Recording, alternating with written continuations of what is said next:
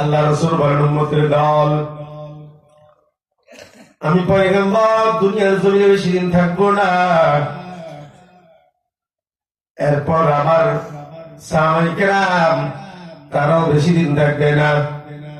কিন্তু এমন একটা সময় আসবে যখন তোমরা বিভিন্ন সমস্যার সম্মুখীন হয়ে পড়বে, তখন সমাধানের জন্য কার কাছে যাবে? আমাকেও পাবে না, আমার আবু বকর উমরও পাবে না। ওই টাইমের সমাধানের জন্য তোমাদের পথ হলো উলামায়ে কেরামের মজলিস, ঠিক না? এজন্য আল্লাহ রাসূল বলেন আলাইকুম বিমুজালাসাতিল উলামা ওয়া ইস্তিমা'i কালামিল হুকামা فإن الله تعالى يحيي القلب الميت بنور الحكمة كما يحيي الأرض الميت بماء المطر। আল্লাহ রাসূল বলেন উম্মতের দল উলামায়ে কেরামের মজলিসে তোমরা যাইবা এবং তাদের হিকমত পূর্ণ কথাগুলো মনোযোগ দিয়ে শুনবা। শোনার দ্বারা ফায়দা কি হবে? এই যে দীর্ঘদিন পর্যন্ত কোরআন না পড়ার কারণে, কোরআন হাদিসের তালিম না করার কারণে, দীর্ঘদিন পর্যন্ত নামাজ না পড়ার কারণে, দীর্ঘদিন পর্যন্ত জিকির না করার কারণে তোমার ঈমানটা দুর্বল হয়ে আছে, আছে না নাই? আল্লাহ রাসূল বলেন ফাইন্নাল্লাহ তাআলা ইউহিল কলবাল মাইতা বিনুরিল হিকমা কামা ইউহিল আরদাল মাইতা বিমাইল মাতার। রাসূল বলেন মুর্দা কলব করে এই হিকমতপূর্ণ নূরের কথার দ্বারা আল্লাহ তাআলা তোমাদের এমন একটা উর্বর কলব বানায় দেয় যার দ্বারা তোমাদের নতুন করে নামাজ রোজা আমল করতে মন চায়, তাই না? আল্লাহ রাসূল উদাহরণ দেন কামা ইউহিল আরদাল মাইতা বিমাইল মাতার। আপনারা দেখবেন ফাল্গুন চৈত্র মাসে জমিন ফেটে চৌচির হয়ে যায়, আকাশ থেকে কোনো বৃষ্টি নাই, এমন টাইমে গাছপালা দেখো দুর্লতার পাতাগুলো ঝরে যায়, জমিনের গাছগুলো শুকায় যায়, জমিন ফেটে চৌচির হয়ে যায়, গরু ছাগল গাভীগুলো পর্যন্ত ঘাস খাইতে পায় না। এমন টাইমে যেদিকে তাকান সেদিকেই শুধু মরুভূমির মতো মনে হয়, হয় কিনা? মাঝে মাঝে তো আপনার এখন দুধের একটা গাভী কিনছিলাম, কাঁচা কাঁচা ঘাস খাওয়ালে দুধ একটু হইতো, ঠিক না? কি করবো, আল্লাহ বৃষ্টি দেয় না, দুধ কে আর দিব, ঠিক না? আল্লাহ রাসূল বলেন এই ফাটা চৌচির হওয়া জমিন আমার আল্লাহ আসমান থেকে যখন রহমতের বৃষ্টি দিয়া জমিনটা ভিজা দেয়, এমন টাইমে বেশি দিন লাগে না, খুব দ্রুতই সবুজ গাছের জন্ম হয়, তাই না? গাছটা বৃক্ষতরুলতা দেখবেন নতুন নতুন পাতা দিয়া গাছগুলো সাজিয়া যায়, তাকাইলে বড় সুন্দর।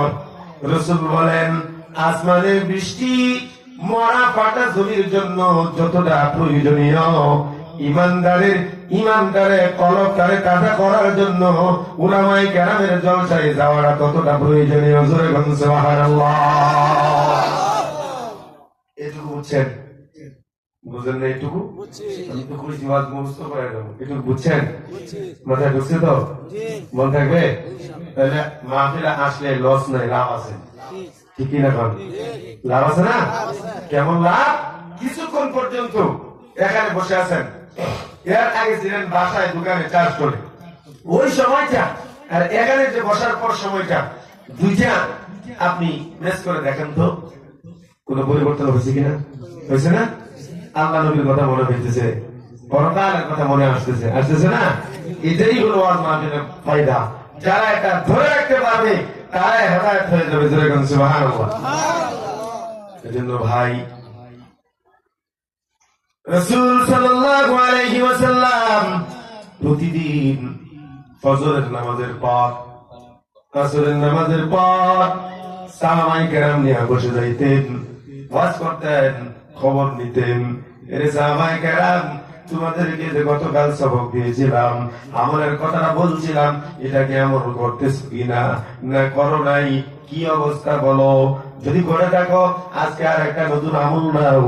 প্রতিদিন আল্লাহ রাসূল সকাল সন্ধ্যা সাহাবায়ে কেরাম নিয়ে বসে যাইতেন। সুবহানাল্লাহ। এজন্য মাহফিল গুলো বড় জরুরি ইমান বলার জন্য। ইমান মানে কমে যায়।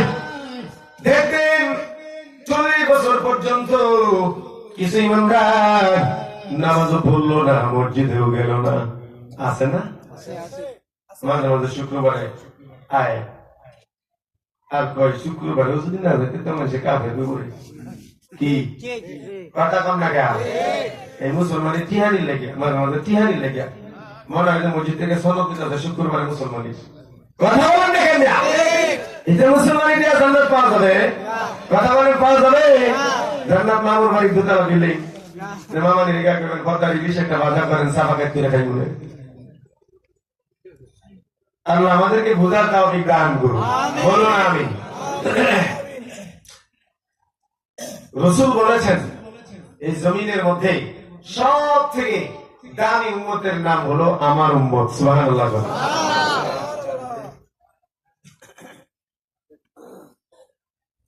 আজকে যে আয়াতে কারিমা তেলাওয়াত করছি এজন্য লম্বা ভূমিকা করতেছি না।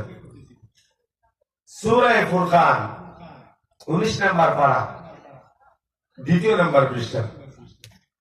ওয়া'দা ওয়া সামুদা ওয়া আসহাবার রাসি ওয়া কুরুনাম বাইনা যালিকা কাসীরা ওয়া কুল্লান দারাবনা লাহুল আমসাল ওয়া কুল্লান তাব্বারনা তাতবীরা। আল্লাহ পাক কয়েকটা জাতির কথা কোরআনে কারীমে তুলে ধরছেন। আপনারা অনেক আলেমের মুখে হয়তো বয়ান শুনে থাকবেন। আর একটা জাতি ছিল যারা অবাধ্যতার কারণে আল্লাহ তাআলা তাদেরকে ধ্বংস করে দিয়েছে। সামুদ আর একটা জাতি ছিল আল্লাহর নাফরমানি করার কারণে তাদেরকেও ধ্বংস করে দিয়েছে। এই জমিনের মধ্যে যারা আল্লাহর বেশি নাফরমানিতে লিপ্ত হইল আল্লাহ তাআলা গজব দিয়া তাদেরকেই ধ্বংস করে দিয়েছে। কথা কম ঠিক না? হযরতে উযাইর আলাইহিস সালাম নাম শুনছেন? নবী একজন নাম শুনছেন? উযাইর আলাইহিস সালাম সূরা বাকারা, ওখানে আল্লাহ তাআলা উযাইর আলাইহিস সালাম সম্পর্কে আলোচনা করছেন। মাঝখানে একটা কথা বলে নিই, আমরা বেশিরভাগ মুসলমানরা মনে করি ইসলামটা বুঝি শুধু আরবীয়দের জন্য ছিল। ইসলামটা ওল্ড ভার্সন, যুগ হলো নিউ ভার্সন। সুতরাং এই নিউ ভার্সনে ওল্ড ভার্সনের ইসলাম চলে না। কথা বলেন নাকি? কথা বলেন, কথা বলেন, কথা বলেন, কথা বলেন।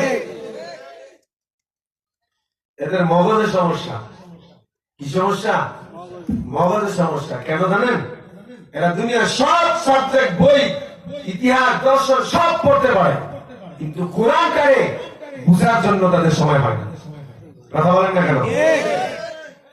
ইসলাম একটা আধুনিক ডিজিটাল ধর্ম না। চিৎকার দিয়ে সুবহানাল্লাহ কোন।